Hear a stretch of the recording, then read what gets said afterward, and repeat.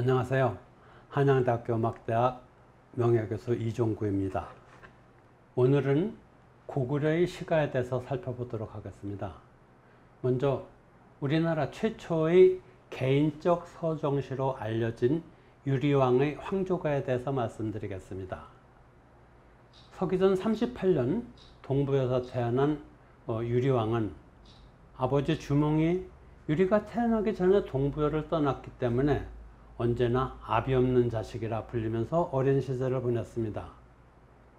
성장한 후 주몽이 남기고 간 부러진 칼을 일곱문한 주춧돌과 소나무 기둥 사이에서 찾아내 주몽왕에게 징표로 제시해서 태자에 올랐습니다. 태자가 되던 해에 주몽이 약 18년간의 재위를 뒤로 한 채 죽어서 유리왕이 바로 왕위를 잇게 됩니다. 유리왕의 왕비는 다무르, 송양의 두 딸이었습니다. 장녀 송씨가 죽자 그 동생을 왕비로 맞았는데 후일 대무신왕이 되는 무휴를 낳았지만 그녀도 역시 세상을 떠났습니다. 그 뒤 유리왕은 골천인의 딸 화희를 호실로 두었는데 그곳은 유리왕이 이궁을 세웠던 곳으로 화희의 아버지는 그 지방의 재력가였었습니다. 이때 같이 후실이 된 한인, 즉 중국 사람이 있었는데 이름이 치희였습니다. 화희와 치희는 사이가 아주 나빴죠. 그래서 둘은 언제나 유리왕의 총애를 다퉜다고 합니다. 어느 날 유리왕이 기산으로 사냥을 나가 궁궐을 비운 사이 둘이 남아있었는데 둘이 크게 싸웠습니다. 그 다툰 내용 중에는 치희의 신분도 들어있었습니다. 너는 한나라 사람이며 종이었는데 어찌 이렇게 나에게 무례하냐? 라고 하면서 화희가 모욕을 주자 치희는 분함을 찾지 못하고 그대로 한나라로 도망가 버렸습니다. 왕이 사냥에서 돌아와 이 말을 듣고 말을 달려서 뒤쫓아갔으나 화가 난 치희는 다시 돌아오지 않았습니다. 왕이 탄식해서 나무 밑에서 쉬고 있을 때 짝을 지어 날아가는 꾀꼬리, 즉 황조를 보고 자신의 처지와 비교해서 노래를 지었습니다.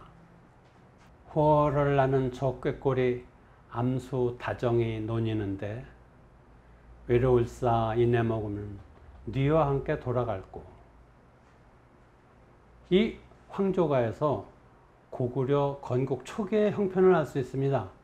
황조가는 단순한 사랑의 노래가 아니라 정치적으로 불안했었던 시기에 치희와 화희의 싸움으로 외래 세력과 토착 세력의 권력 다툼, 그리고 그 사이에서 왕권을 강화하려는 유리왕의 심정을 읽을 수 있기 때문입니다. 송양왕의 비류국에서 북을 훔쳐다가 예약의 기초를 세워야 할 정도로 가난했었던 주몽의 아들이 유리왕이었습니다. 주몽이 죽자 부왕의 협업자들은 오이, 마리, 협부 등의 정치 참여도 걱정이 되고 이를 쇄신해 보려고 이궁까지 세웠죠. 이때 골천 지방에 유지였었던 화희의 아버지의 도움이 꼭 필요해서 이에 결혼까지 했습니다. 반면 치희는 한나라의 여인이었지만 신분은 종으로 표현됐으니 화희에게 미치지 못하는 집안이었을 것입니다. 화희는 섣불리 행동하지 않고 왕이 사냥 나갈 때까지 참고 기다리다가 드디어 왕이 자리를 비우자 치희를 한나라로 내쫓아 버렸습니다. 왕이 치희를 데리러 한나라까지 갔지만 그녀는 다시 고구려로 돌아가 봤자 화희의 적수가 되지 못함을 알고 돌아오지 않았던 것입니다. 유리왕은 홀로 오면서 너무나 약해 빠진 왕권을 한탄할 수밖에 없었습니다.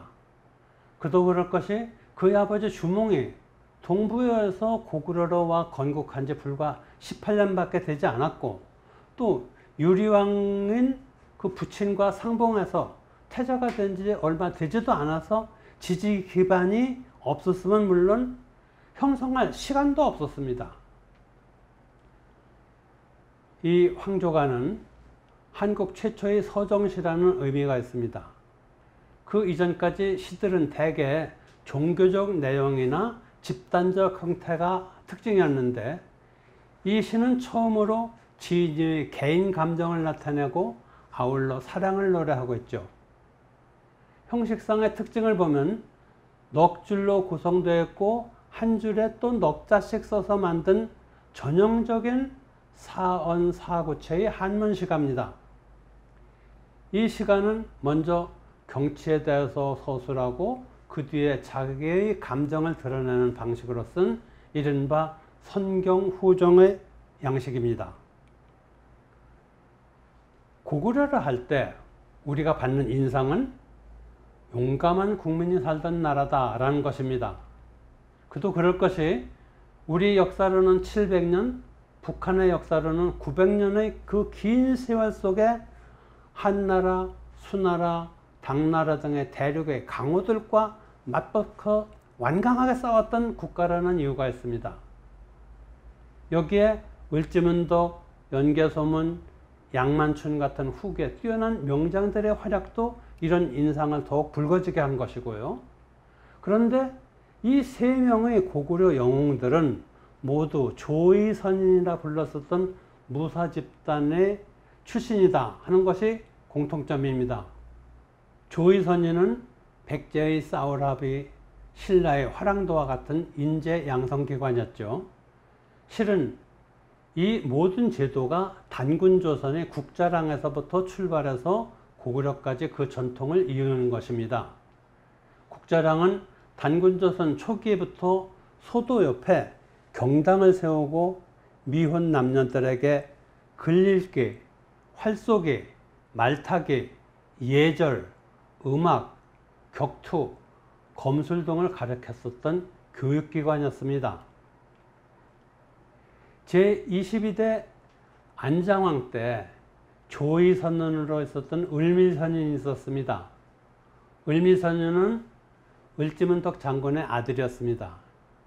그의 문하에는 3,000명의 조의선인이 있었는데 그들은 다물흥방지가를 부르면서 심신을 수련했다고 합니다.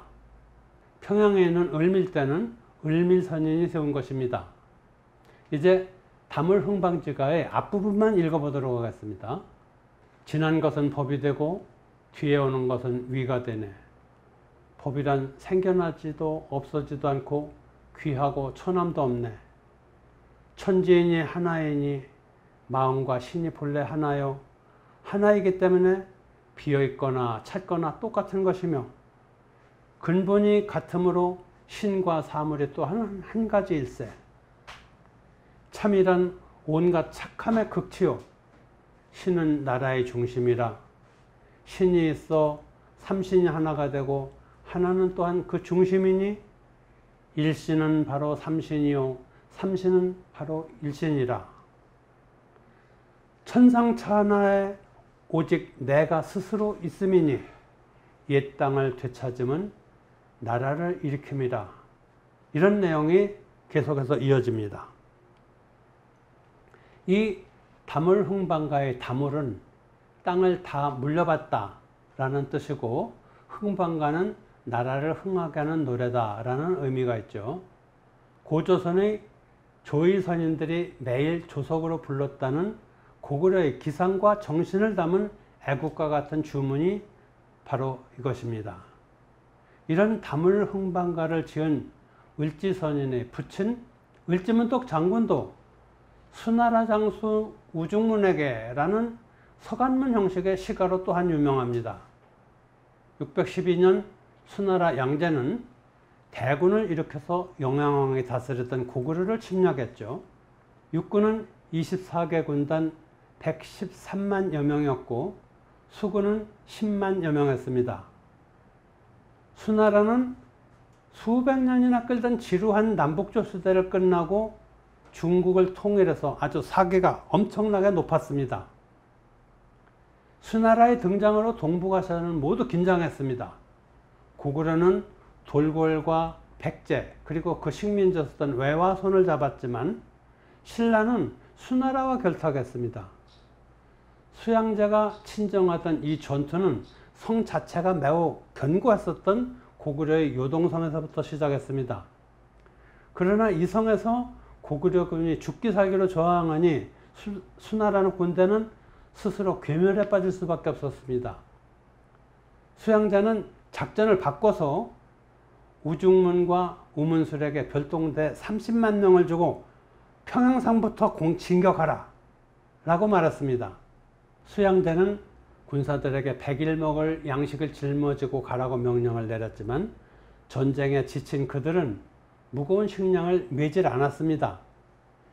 이런 사정을 알았던 을지문덕은 부족한 식량으로 허덕이는 수나라 군사들을 평양성 30리까지 접근하도록 유도했습니다.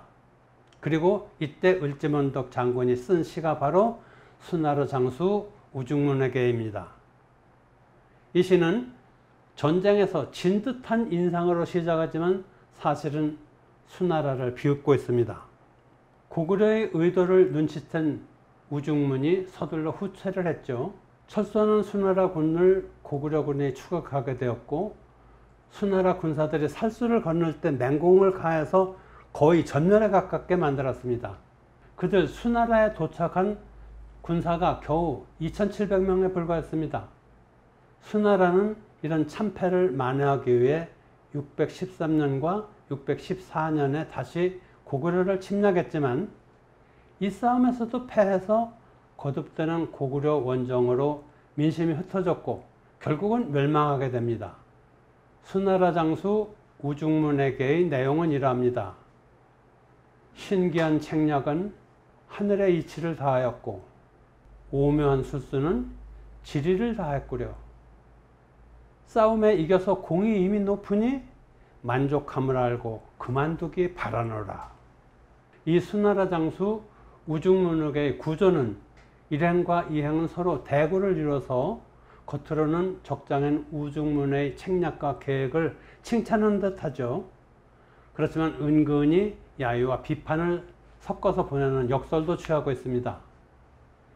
이에 비해서 삼행과 사행은 여유로운 모습으로서 이제 철수할 것을 기계에 찬 모습으로 목소리로 당당하게 요구하고 있는 것입니다. 이 부분에서 굽히지 않는 을지문덕 장군의 위상과 고구려의 기계를 엿볼 수가 있습니다. 이때 을지문덕 장군은 하루에 7번씩이나 지면서 거짓으로 패해서 적국을 평양성 부근까지 오도록 만들었습니다. 그리고 이 시로서 경고해서 만약 싸움을 그치지 않으면 그냥 두지 않겠다 하는 결구로서 위협을 하죠. 우리 모두 아는 고구려사의 하이라이트지만 전쟁을 승리로 이끈 명장의 의젓하고 여유 있는 모습은 다시 되새기기에 충분합니다. 고구려는 이 이외에도 가사와 노래가 전해지지 않고 그 이름만 전해지는 이른바 부전가요가 몇 편 더 있습니다. 설화와 함께 작품 제목만 전하는 가요들은 내원성가, 영양가, 명주가 등에 있습니다. 오늘은 고구려의 노래들을 살펴봤습니다. 다음 시간에는 우리에게 잘 알려지지 않은 발해 음악에 대해서 말씀드리겠습니다. 지금까지 한양대학교 음악대 명예교수 이종구였습니다. 감사합니다.